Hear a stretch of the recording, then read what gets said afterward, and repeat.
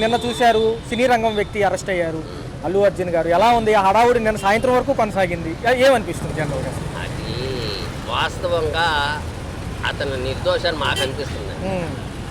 ఒక నాయకుడు వచ్చాడంటే జనం వస్తారండి, ఒక హీరో వచ్చాడంటే వేలల్లో వస్తారండి. అది స్థానికంగా కంట్రోల్ చేయాల్సిన పోలీసుల చేతుల్లో పని. ఏమంటే పోలీసులు చేయాల్సింది. ఒక హీరో వస్తున్నాడండి తెలియదండి. అతను ప్రతి సినిమాకి అక్కడ ఓపెనింగ్కి వెళ్తాడు, రివ్యూ థియేటర్ అది, ప్రతి దానికి వెళ్తాడు.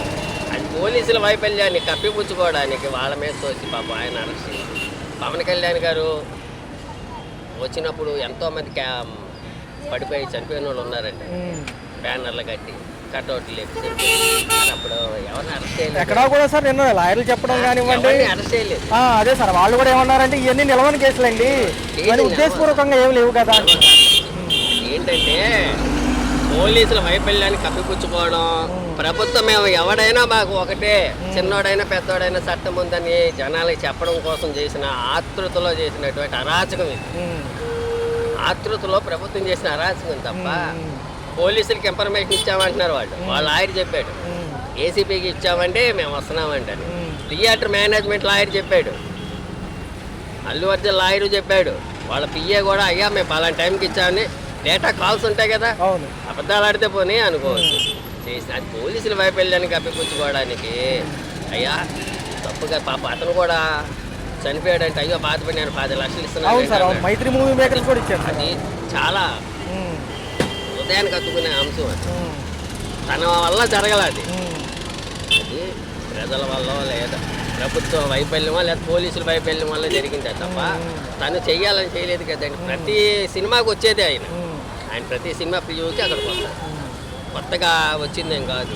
నిజంగా కేసు పెట్టిన ఆయన కూడా నేను మేనేజ్మెంట్ మీద పెట్టానండి, వాస్తవమే జరిగిన సంఘటనకి ఆయన మీద పెట్టలేదండి, నేను వాపస్ తీసుకుంటాను, నాకు నష్టపరిహారం అందింది అంటున్నాడు. అవునండి, అతను చెప్పింది ఏంటంటే మేనేజ్మెంట్ వైఫల్యం చెందిందని చెప్పి పెడితే మేనేజ్మెంట్ ఈయనని చెప్పి తీసుకెళ్ళిపోయింది. ఓకే, కోర్టులో కళ్ళు మూసుకోలేదు కదండి. ఏదో ఎప్పుడో ఒక దాంట్లో అంటే తప్పుడు తీర్పులు ప్రతి దాంట్లో రాదు కదా. ఇంతమంది వాస్తవాలు చెప్తున్నప్పుడు అది పబ్లిక్గా జరిగింది, 4 గోళ్ల మధ్యలో జరిగింది అయితే నలిపేసి కప్పేస్తారు. పబ్లిక్గా జరిగింది పాపం, దానికి అతను స్పందించాడు. 10 లక్షలు స్పాట్లో ఇస్తానండి అయ్యా, నా వల్ల తప్పు జరిగినా జరగకపోయి నేను ఇస్తానన్నాడు. అంతే కదండి. ఆ మానవత్వాన్ని సాడుకోకుండా ఆ మనిషిని చేసి అంటే సార్ మరొక కోణం వినపడుతుంది, నిజమో కాదో తెలియదు కానివ్వండి, కొంచెం దుందుడుగ్గా వెళ్తున్నారు రేవంత్ రెడ్డి గారు. ఎందుకంటే ఫస్ట్ నుంచి వస్తున్నారు, నాగార్జున విషయం కాడి నుంచి చూసుకుంటే ఇక్కడ ఆగింది. మరి ఎలా అనిపిస్తుంది? ఏమన్నా ఆయనకి సపోర్ట్ లేదని ఇట్లా అనొచ్చు అంటారా? రేవంత్ రెడ్డి గారు ఏంటంటే అతను కొత్తగా ముఖ్యమంత్రి అయ్యాడు. అతను ఏం చేస్తున్నాడో అతనికి అందుబాటు కానటువంటి పరిస్థితిలో ఉన్నాడంటే ఇతరులు చెప్పింది వినొచ్చు, తను స్వయంగా తీసుకున్న నిర్ణయం కావచ్చు. ఏదైనా సరే సినీ ఇండస్ట్రీస్ మీద అన్నది ఒక తప్పుడు కోణంలో వెళ్తున్నాడు అతను. అది ప్రజలకి సూచాయిగా కాదు, పబ్లిక్ అర్థమవుతుంది. మొన్న నాగార్జున గారిని పడగొట్టడం కానివ్వండి, వాళ్ళు ఇది కానివ్వండి, మొన్న అది కానీ ఏదైనా అది మొన్న పాప కస్తూరి గారు ఏదో అన్నారని ఆమెను ఆక్షేపిస్తారు అక్కడ. ఏమంటే అది ఏంటంటే ఎప్పటికైనా చేయటు ప్రభుత్వానికి అన్నది చేయటు అవుతుంది. ఎందుకంటే ఈరోజు గుప్తంగా ఉండదు, రేపు ఒక హీరో అనగా వేలాది మంది అబ్బాయిలు అతను బాధపడి వేలాది మంది కూడా మార్పు వస్తుంది కదండి. అది నేను మొదట చెప్పింది అదే, నాయకుల్లో మార్పు వచ్చింది అనుకోని ప్రజలు హ్యాపీగా ఉంటారు. ఏమో ఈ నెలలో రేషన్ కార్డులు కొత్త పెన్షన్లకి ఆస్కారం అన్నారు, కానీ సచివాలయంలో ఇంకా రిపోర్ట్ రాక ఆగిపోయారు. ఒక పక్క చూసుకుంటే ఈ నెలలో పెడితే ఎప్పటికీ ఎవరు వచ్చినా సరే ఈ నెలలో పెడితే జనవరిలోకి అమలు చేసేవారు. జనవరిలో కొత్త కార్డులు వచ్చేసారు, ఇప్పటికొచ్చి పెట్టలేదు, రేషన్ కార్డ్స్ లేవు. అలా అని ఇంకా మాకు ఇప్పటికి జగన్ రిజిస్ట్రేషన్ అవ్వలేదు ఇంటికి. ఈయన చేస్తాను అంటున్నారు, మరి చేసే వరకు నమ్మకం కూడా లేదు చేస్తారు అని. ఎందుకంటే రోజులు అలా ఉన్నాయి, ఎవరిని నమ్మడానికి లేదు. ఈ నెలాఖరికల్లా 1,00,000 ఇల్లు పేదవాళ్ళకి పంచుతామని మొన్న కేబినెట్ మీటింగ్ మాకు ఇల్లు కూడా లేదండి.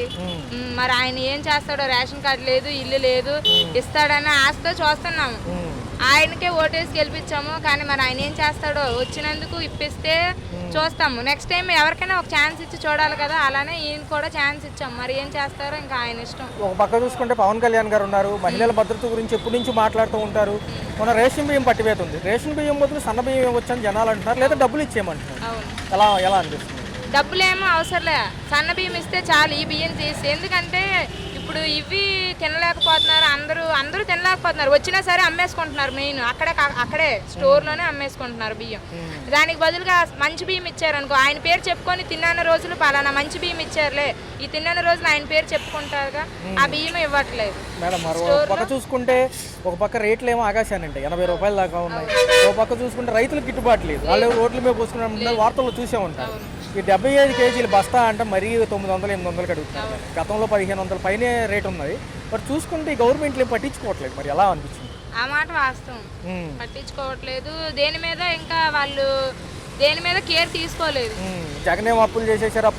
ఆయన అప్పులు చేసేసాడు, ఈయన తీర్చే దానిలో ఉన్నాడు, ఇంకా తిరుగుతున్నాడు. అమలు చేస్తాము, నెక్స్ట్ మంత్ లో అమలు చేస్తాము, 10 రోజుల తర్వాత అమలు చేస్తాము అంటున్నారు ప్రతిదీ. గతంలో కరోనాలో కూడా ఇంటికి వచ్చి ఇచ్చారు కదా మేడం. అవును, మరి ఆయన పరిస్థితి ఆయనది, ఈయన పరిస్థితి ఈయనది. కాబట్టి ఈయనకి ఏమంటున్నారంటే ఆయన అప్పులు చేసేసాడు, ఈయన తీర్చుతున్నాడు, అన్నీ చూసుకుంటున్నాడు అంటున్నాడు. కరెక్టే, మేము కాదంటలే. ఆయన బాధ, ఆయన ప్రాబ్లమ్స్ ఆయనకు ఉంటాయి. కాబట్టి ఇప్పుడు కనీసం ఈయన వచ్చి జనానికి మేలు చేయాలి కదా, వచ్చిన కొన్ని రోజులకి మేలు చేస్తే బాగుంటది కదా. ఆయన కూడా జనాలు నమ్మాలి కదా. మరి ఏమనుకుంటున్నారు మేడం? మరి మిగతా పథకాలు చాలా ఉన్నాయి, ఇప్పుడు వచ్చి ఏ పథకం అమలు చేయలేదండి. పథకం అమలు చేయాలి, మీరు ప్రభుత్వానికి ఏమన్నా పైకి పంపిస్తారు అనుకుంటున్నాము. పెన్షన్ ఒకటి పెంచిస్తున్నారు కదా, ఒకటి పెన్షన్ కూడా ఇప్పటికి పెంచుతున్నారో పెంచలేదు. మొన్న 4000 చేశారంట పెన్షన్. మరి ఇప్పటికి ఇస్తారో ఎవరో, ఇంకా చాలా మందికి లేవు, ఇబ్బంది పడుతున్నారు. వాళ్ళు కూడా రావాలనుకుంటున్నాం. 200 పెట్టి పథకాలకి అని చెప్పి పోస్ట్ ఆఫీస్ లో ఆడవాళ్ళకి 200 పెట్టి చేపించుకుంటే ఏ మనీ అయినా సరే గవర్నమెంట్ తరపున వచ్చిన మనీ దాంట్లో పడుతుంది అన్నారు. తెరమోసి చేపించుకున్న తర్వాత అదేం కాదు, ఇది నార్మల్ గా చేసుకున్నారు, పోస్ట్ ఆఫీస్ వాళ్ళే తీసుకుంటారంట, ఈ 200 అన్నారు. ఇప్పుడు అంతా అవకతవకగా ఉంది, కన్ఫ్యూజన్ గా ఉంది. గతంలో శ్రీలంక, బీహార్ అయిపోతే అప్పులు పాలు చేస్తుంటారు, ఈయన అప్పులే చేస్తున్నారు వచ్చిన దానికి. మరి జగన్మోహన్ రెడ్డి గారు జనవరిలో వస్తామంటున్నారు, నాయకులకు సంబంధించి ప్రజలకు సంబంధించి వాళ్ళు చెప్పిన మాటలు అడుగుతామంటున్నారు. కనీసం చెప్పుకుంటారు అప్పుడైనా? అడిగితే ఖచ్చితంగా బాధలు ఎందుకు చెప్పమండి, మా ప్రాబ్లమ్స్ ఎలా ఉన్నాయండి, ఇది మీరు వచ్చినందుకు ఇదైనా చెయ్యండి అని అడుగుతాం. ఓకే, మరి ఎలా ఉంది మేడం? వాలంటీర్స్ లేరు. 16వ తారీఖు సచివాలయం సార్లని అడిగితే సచివాలయం సార్లు అమ్మ కొన్ని రోజుల్లో అమలు, ఏది అడిగినా సరే కొన్ని రోజుల్లో ఇంకా అమలు చేయలేదు, ఆయన వచ్చారు కదా చూస్తున్నారు అనడమే. ఇంకా ఎక్కడ కూడా పారదర్శకంగా లేదంటున్నారు. ఇంకా మొన్న నేను సచివాలయంకి వెళ్ళి మాకు రేషన్ కార్డు లేదండి, ఇలా రేషన్ కార్డు పెట్టండి అంటే, ఇంకా ఈ నెలలో అవ్వదమ్మా, మీరు ఇంకా కొన్ని రోజులు ఆగాలి, మళ్ళీ వచ్చే నెలలో పెడతాడని కూడా గ్యారంటీ లేదు అన్నారు వాళ్ళైతే. ప్రభుత్వాలు కాదనే కొత్త ప్రభుత్వాలు వచ్చాయి, జనం అందరూ కూడా ఆశగా చూస్తున్నారు పథకాల కోసం. ఒక పక్క స్కూల్ వ్యవస్థకు సంబంధించి సెంట్రల్ సిలబస్ తీసేశారు, మామూలుగా స్టేటే నడుస్తుంది. ట్యాబ్లు అని బైజూస్లు అని ఉండే. ఎలా అనిపించింది? స్కూల్ పిల్లలకి అమ్మఒడి తీసి ఈయన వేస్తానన్నాడు, ఈయన ఆ పథకం పెట్టలే.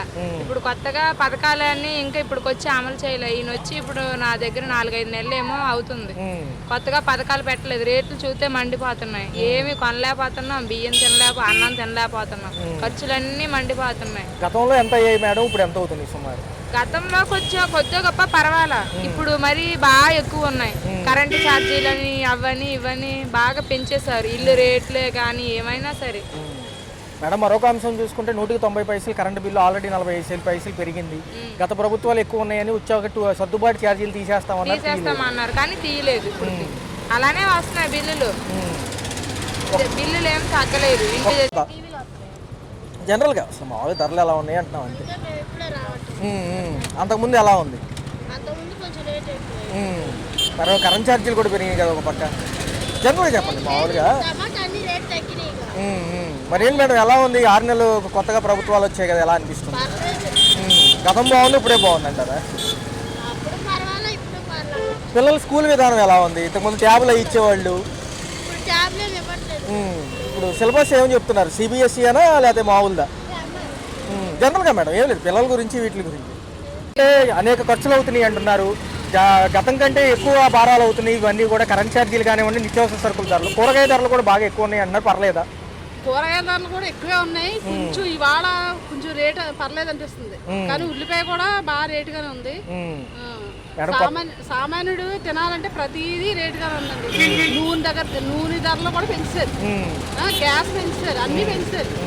ఈ 15వ తారీఖు నుంచి ఇప్పుడు ప్రభుత్వ నాయకులు ఎమ్మెల్యేలు జనంలోకి వచ్చి అభిప్రాయం సేకరిస్తారంటున్నారు. ఈ 6 నెలలు ఏం చేద్దామని, ఇంకేమైనా తగ్గిస్తే బాగుంటాయి అని అడుగుతారా? అడుగుతాను. ఎందుకంటే సామాన్యులు మేము ఏదో కొంచెం మనకు పెంచమంటే పెంచరు, వాళ్ళంతంత పెట్టి రేట్లు కొన్నప్పుడు మనం తగ్గించమని అడగాలి. కరెంట్ ఛార్జీల విషయంకి వస్తే 190 పైసలు మేడం, 45 పైసలు ఆల్రెడీ పెంచారు. జనవరి నుంచి కూడా ఎక్కువ వస్తాయి అంటున్నారండి. అది కూడా ఇప్పుడు ప్రతిదీ పెంచము అని చెప్పి ఈ ప్రభుత్వం వచ్చిందండి. ఇప్పుడు పెంచుతామంటే మరి ఏం చేయాలి? మళ్ళీ పవన్ కళ్యాణ్ గారు వచ్చే ముందు ఎన్నో చెప్పారు, ఎలా అనిపిస్తుంది? ఆయన చేయగలరు అంటారు, ఇప్పుడు సైలెంట్ చేయగలరు, చేస్తారు అంటే నిదానంగా చేస్తారు. అంతే ముందంతా చాలా మనీ ఖర్చు అయ్యి ఉంది కదా, చేస్తారు. జగన్మోహన్ రెడ్డి గారు జనవరి నుంచి ప్రజల్లోకి వస్తాను, నేను ఉండుంటే 4 పథకాలు ఇచ్చేవాడిని, ఫీజులు కానివ్వండి ఎవరైనా సరే సీట్ ఎక్కేదాకానే మాట్లాడతారు. సీట్ ఎక్కిన తర్వాత అందరూ ఒకటే. మరి ఎలా ఉండబోతుంది మేడం ఈసారి డెవలప్మెంట్ అభివృద్ధి అంటున్నారు ఎక్కువ శాతం? ఇంకా లేదండి, చేస్తాం నిదానంగా అంటున్నారు కదా. 4 ఏళ్ల పరిమితుల్లో ఉద్యోగ కల్పన ఏమో 20 లక్షలు అంటున్నారు. ఈసారి సాఫ్ట్వేర్ ఇండస్ట్రీ విశాఖపట్నం సంబంధించి ఇండస్ట్రియల్ కారిడార్ కూడా అంటున్నారు. ఇటు అమరావతి పనులు జనవరి 1 నుంచి అమరావతి పనులు అంటున్నారు. చూడొచ్చు అంటారు అమరావతి పోలవరం ఈసారి? చూడొచ్చు. అంటే ఇప్పుడు ఇంకా ఎక్కి ఎన్నాళ్ళు అవ్వలేదు కదా, చూద్దామండి. మరి చూడాలి కదా, ఈయన పరిపాలన ఎలా ఉందో చూడాలి కదా. ఆల్రెడీ చంద్రబాబు నాయుడు డెవలప్ చేస్తారండి. ఓ పక్క నాగబాబు గారు కూడా వచ్చారు మంత్రివర్గంలోకి, ఆయన కూడా సినిమాటోగ్రాఫర్ శాఖ ఇచ్చారు. రెండోది చూసుకుంటే ఇదే ఉప ముఖ్యమంత్రి. రేషన్ బియ్యం పట్టివేత కాడి నుంచి కొంచెం హైలైట్ అయ్యారు, ఎలా అనిపిస్తుంది? అది పట్టుకోవడం మంచిదేనంటారా? మంచివేనండి, కానీ ఎందుకంటే జనాలు ఈ రైస్ తినలేక అమ్మేసుకుంటున్నారు. అదే కొంచెం మంచి రైస్ ఇచ్చారనుకోండి, వీళ్ళు వండుకుంటారు, బాగుంటుంది అంతా. డబ్బులు ఇచ్చేస్తే పోద్ది అంటున్నారు చాలా మంది, ఎందుకంటే పక్కదారులు డబ్బులు ఇచ్చారనుకోండి, మిగతా డబ్బులు వేసుకుని కొత్తగా కొనుక్కుంటారు, బియ్యం మంచి బియ్యం కొనుక్కుంటారు. ఈ బియ్యం తినలేక కదా. ఎలా ఉందంటే ఆ బియ్యం వండగానే కొంచెం ఏమో ఒకటి రబ్బరు అలా వస్తున్నాయి.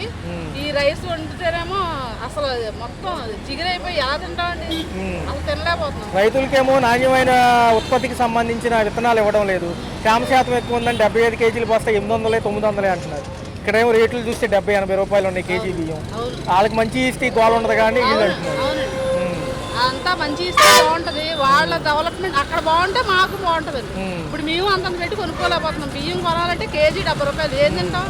ఎవరైనా వచ్చి మాకు కొంచెం అన్నం పెట్టండి అన్నా పెట్టలేకపోతున్నాం, అలా ఉంది మా స్థితి. మేడం గారు మరి పాపం 16వ తారీఖు నుంచేమో వాలంటీర్లు సమ్మెకి వెళ్తున్నారు, వాళ్ళని తీసేయడం జరిగింది. దేనికన్నా ఉపయోగించుకుంటామని అన్నారు, వాళ్ళు 5,000 ఇచ్చినా చేస్తామంటున్నారు. ఇదివరకు మనకు ఏదైనా చిన్న కష్టం వచ్చినా వాలంటీర్ చెప్పుకుంటే పై వాళ్ళ గారికి వెళ్తుంది అనుకునేవాళ్ళు, ఇప్పుడేమో వెళ్ళట్లేదు. అది నిన్న మనకి సభ జరిగింది స్టేడియం కాంప్లెక్స్ లో సభ జరిగింది. 2047 కల్లా ఎలా ఉండబోతున్నాం అని చెప్తున్నారు. సో అప్పటి వరకు చూడగలమంటారా? సో మేడం ఇంకేమన్నా తగ్గితే బాగుంటాయి అంటారు ధరలు, ఖర్చులు? తగ్గితే అంటే సామాన్యుడికి అన్ని తగ్గిస్తేనే బాగుంటుందండి. ఇప్పుడు పథకాలు, ఉచిత పథకాలు అన్ని వేస్ట్ అండి. ఇలా తగ్గించి మీరు జనాలకు సేవ చేసుకున్నారు అనుకోండి, అది బాగుంటుంది. ప్రతి పథకం పెట్టి మాకు ఆ భారం మళ్ళీ సామాన్యుల మీద పడుతుంది. ఆ భారం తగ్గించుకుని అలాగే మాకు ఉచిత పథకాలు ఏమొద్దు, మా కష్టం మాకు చాలు. కాకపోతే ప్రతిదీ పథకం కొంచెం తగ్గించుకోవాలి, తగ్గించుకుంటే సరిపోయింది.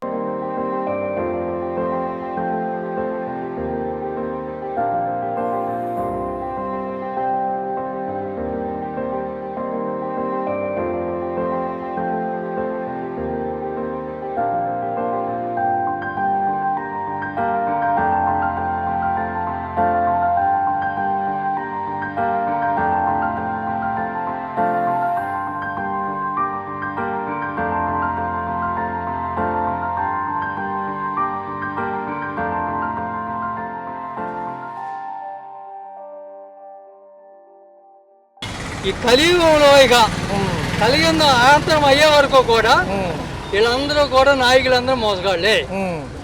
మాయా మోసం అయితేనే గెలుస్తుంది, నిజంగా గెలవదు. మన మాట ప్రజలు ఎనరు, రైతులు బాగుపడరు. రైతులకి ఎప్పుడు కూడా ఎక్కడ వేసేవారా గొంగడ అంటే అక్కడే ఉంటారు. ఈ గిట్టుబాటు ధర గురించి కొంత వివాదం జరుగుతుంది. అవన్నీ జరిగే పని కాలేదండి. ఇవన్నీ ఇదంతా మళ్ళీ ఓట్లు వేయించుకుంటాకే రైతుల దగ్గర ఇవన్నీ గిట్టుబాటు ధరలు, పోటుబాటు ధరలు అంటారు, కానీ రైతులు బాగుపడరు, దళారులు బాగుపడతారు, వ్యాపారస్తులు బాగుపడతారు. మోసం అది. మరి కేంద్రం ఏమని కేంద్రం లేదు ఏమీ లేదు, అంతా నాయకులు కదా. ఇది అన్ని నాయకులు మోసగాళ్ళు. ఓకే, ఏ కేంద్రం అయినా అదే. మరి అభివృద్ధి పథకాల గురించి ఏమంటారు? అభివృద్ధి పథకాలు ఏమున్నాయండి, రూపాయి ఇచ్చి 10 రూపాయలు తీసుకుంటారు అభివృద్ధి. ఓకే, ఇక్కడేమో 10 రూపాయలు అంటారు, తగ్గించామంటారు, ఇంకో దాంట్లో 100 వేస్తారు. అంతే తప్ప అభివృద్ధికి బాగానే ఉండదు, అది అయిపోద్దా. మరి జనాల పరిస్థితి ఏంటి? జనాల పరిస్థితి ఏంటంటే ఏమి లేదు, ఈ ముసుగేసుకుంటాం ఎప్పుడు. ఇటు ముసుగేసుకుని అయ్యా బాబా. ఉప ముఖ్యమంత్రి గారు ఈసారి అలా జరగలేమని అంటున్నారు. వద్దులేండి.